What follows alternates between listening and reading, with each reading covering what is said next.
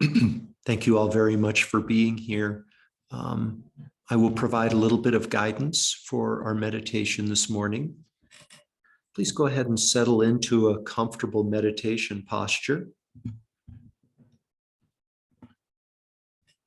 Then, using whichever method you find most effective, please allow both your physical body and your mind to start to settle and rest, to become quiet and still.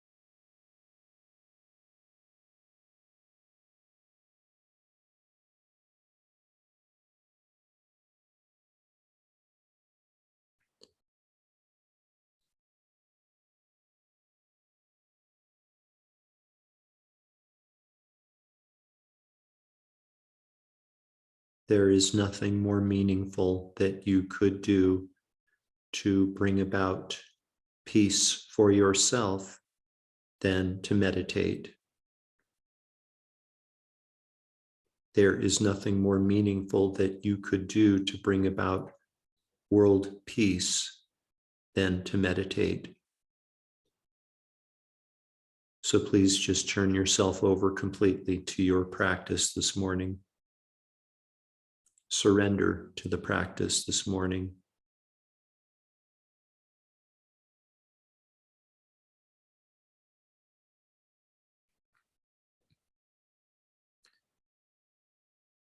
We can now commence with our practice of central channel yoga. To accomplish this, please observe the sensation of air moving across the tips of your nostrils as you inhale, and further observe energy winds, sometimes called prana, moving fluidly and instantaneously down to the lower tip of your central channel, to the point in between your sit bones.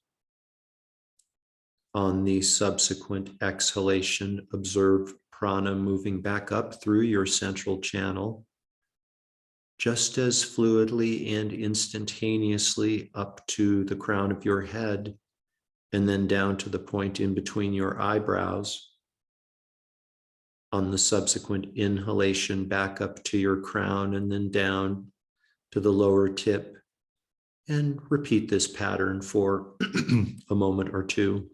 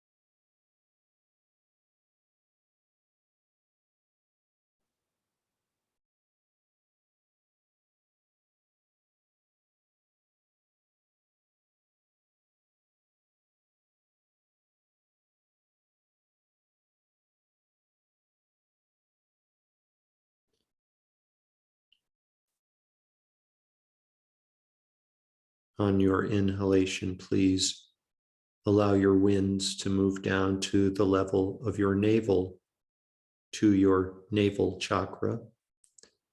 On the exhalation, up to the level of your throat chakra. Subsequent inhalation back down to your navel chakra. And repeat this pattern for a moment or two.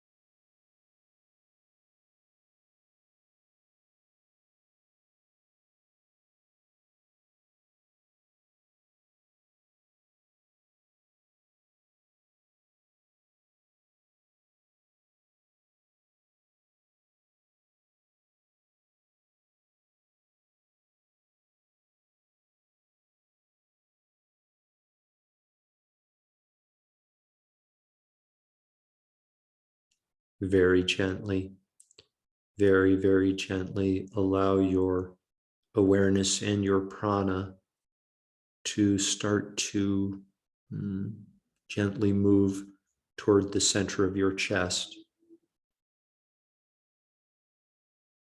toward the center of your heart chakra.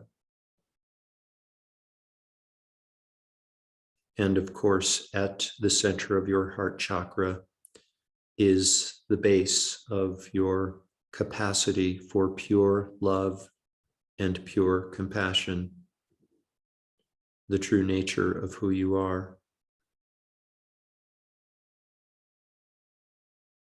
Allow your awareness and your winds to settle and rest at the center of your chest, and just abide in that space. Allow yourself to become familiar with the innate nature of who you are.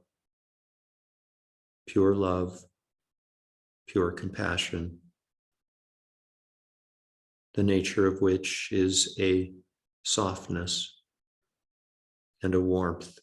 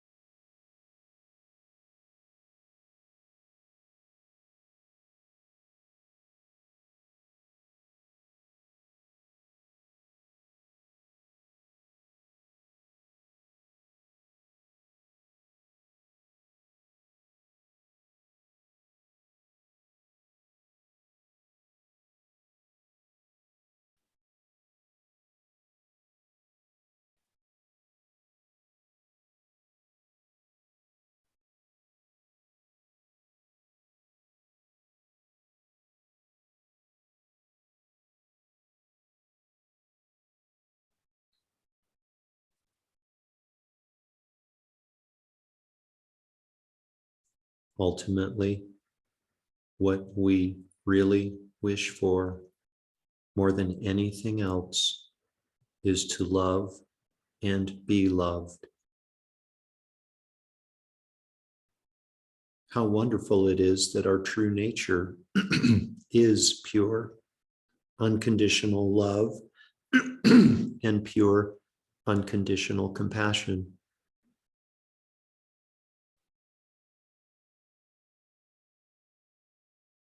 Your capacity for pure love and compassion is seated at the center of your chest, at the center of your heart chakra, within your central channel. Just continue to rest and become familiar with your true nature.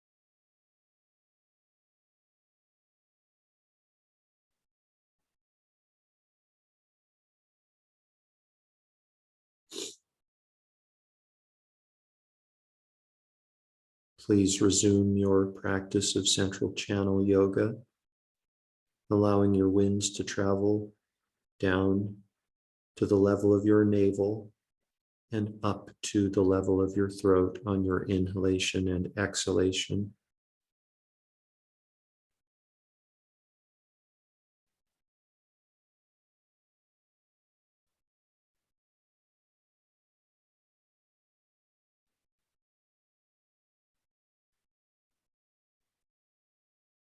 Mounted upon your breath, allow your winds to travel the entire length of your central channel.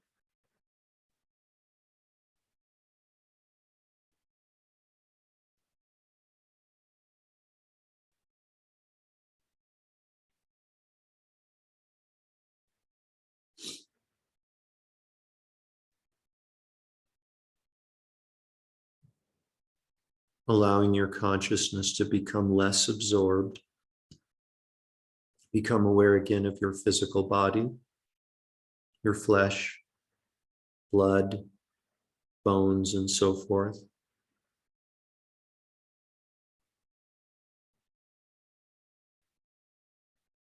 Deepening your breath, become aware again of the garments of clothing resting on the surface of your body.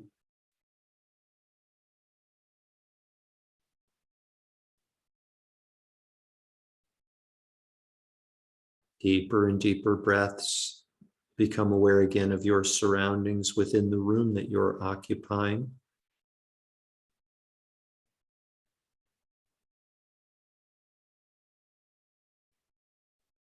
Become aware again of the world that exists outside of the room that you're occupying.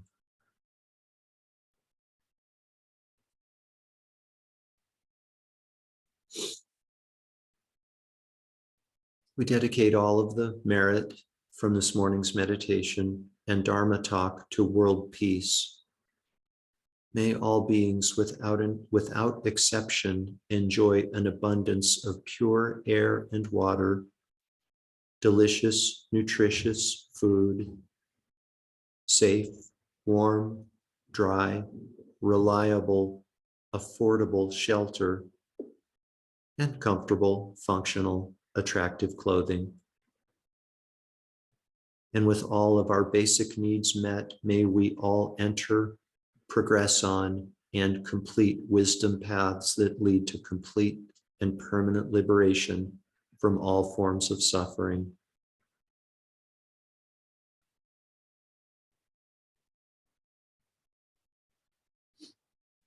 Completely fill up your belly and lungs with air, and when you're ready, you can open your eyes and bring your meditation to an end.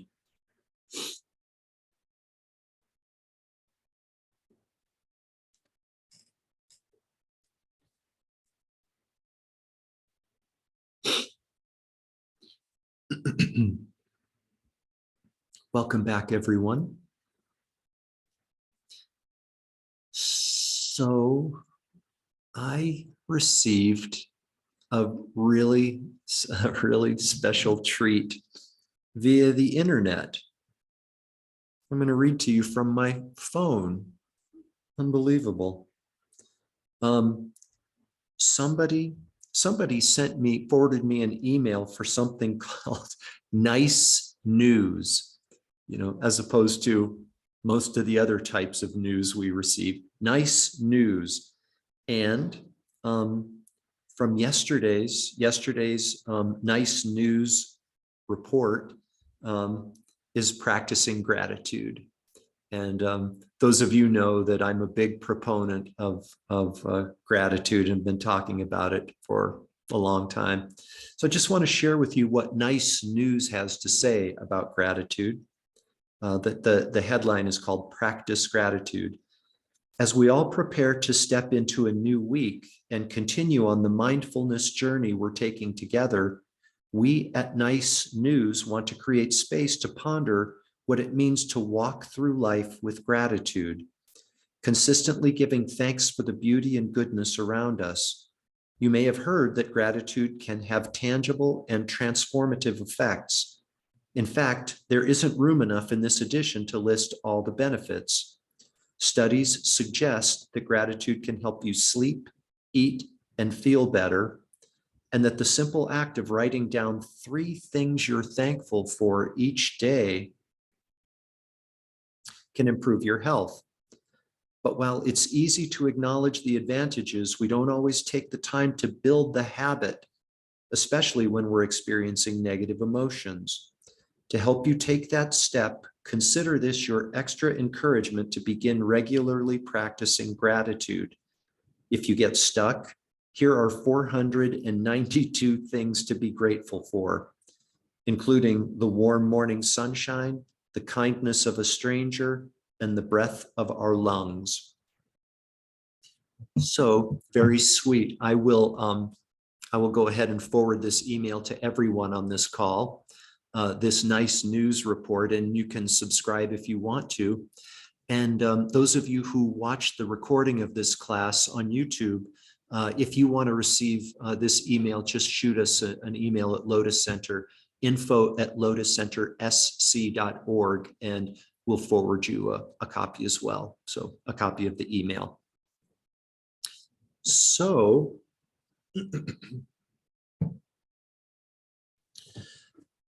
to refresh our memory and to provide a little bit of context, we have been and are continuing to go through the 6 perfections, also known as the 6 paramitas. We are on the perfection of moral discipline, of which there are 3 parts: the moral discipline of restraint, the moral discipline of gathering virtuous dharmas, and the moral discipline of benefiting sentient beings. Right now, we are discussing the moral discipline of restraint, which focuses on abstaining from or refraining from the 10 non-virtuous actions.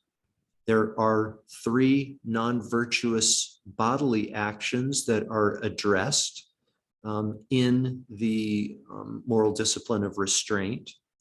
And we've been talking about abstaining or refraining from killing. And within that context, before I talk about vegetarianism, and by the way, after our class this morning, we're going to move on to the second non-virtuous action of stealing.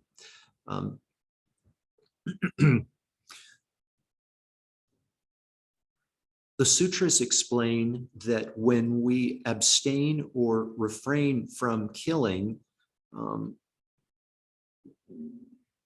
that addresses our actually engaging in the act of killing another sentient being, and it can also address our ordering someone to kill on our behalf.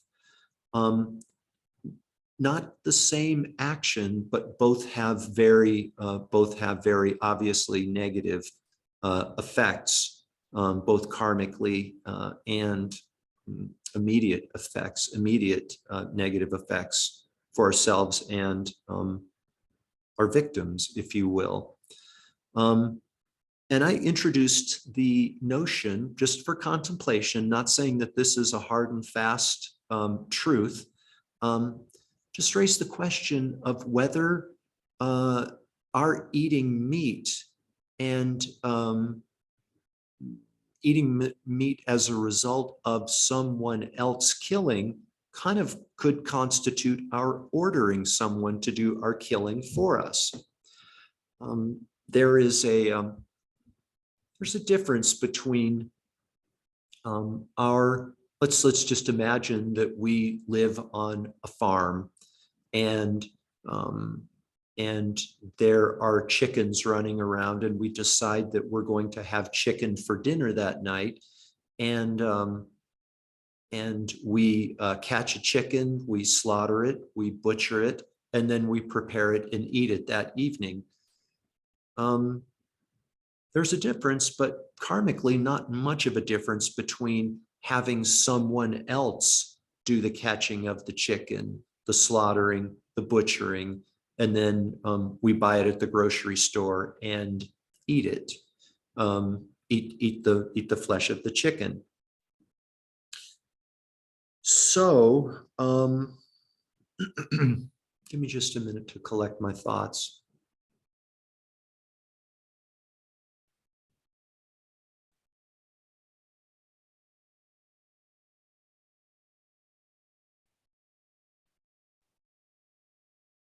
What this comes down to is, so we talked about in a previous class also, the fact that for various reasons, we may be disinclined to abstain from eating meat. We talked about the possibility of our physical constitution benefiting from our consuming meat.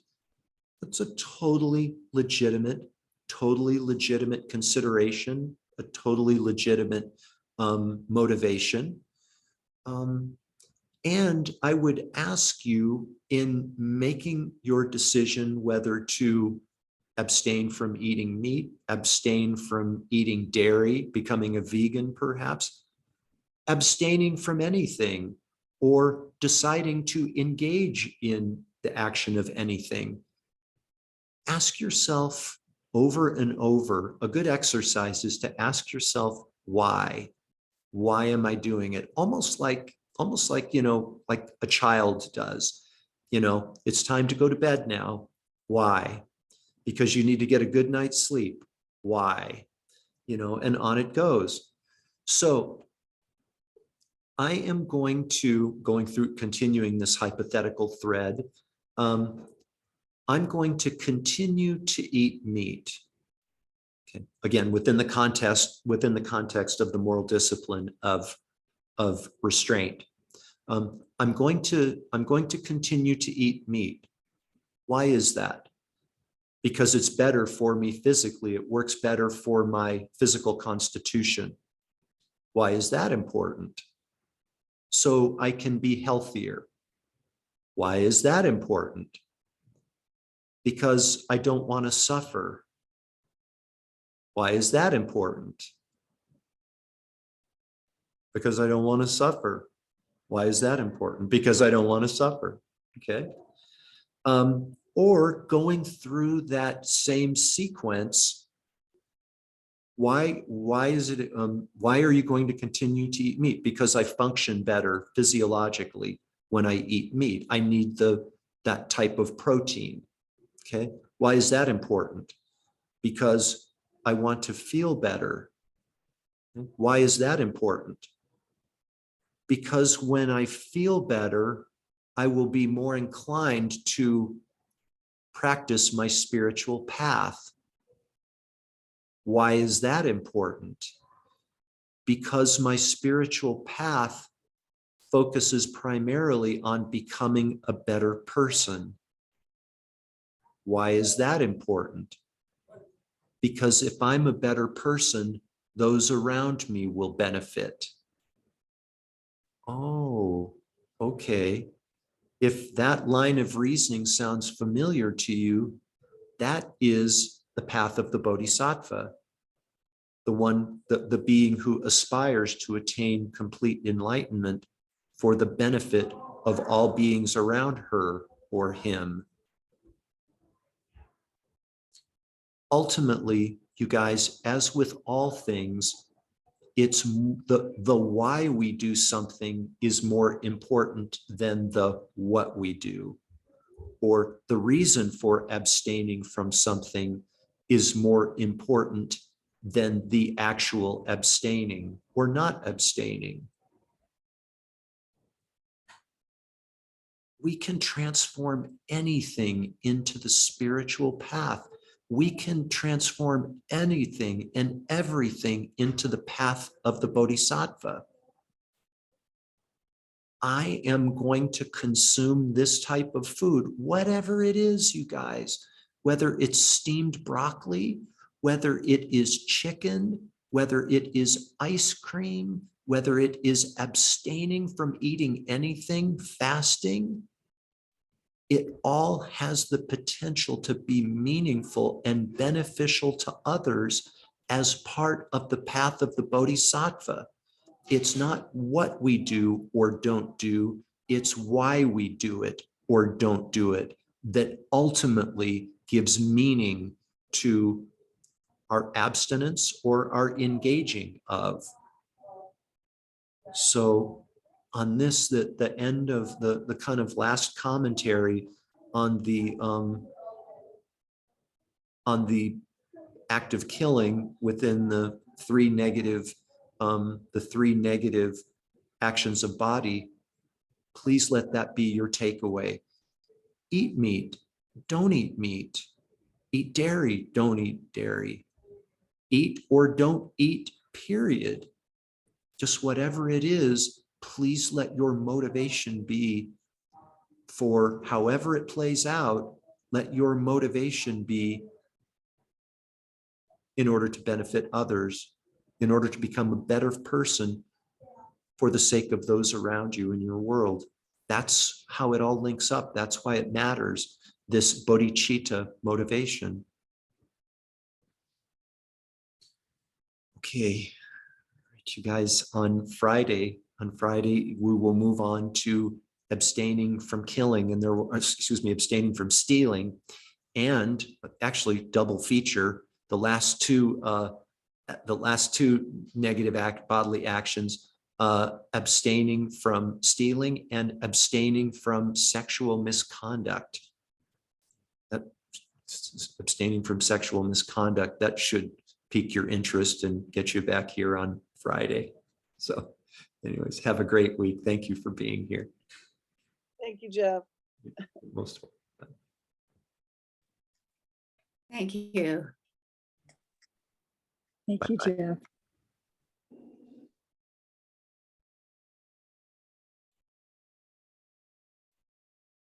Bye-bye, Mama San.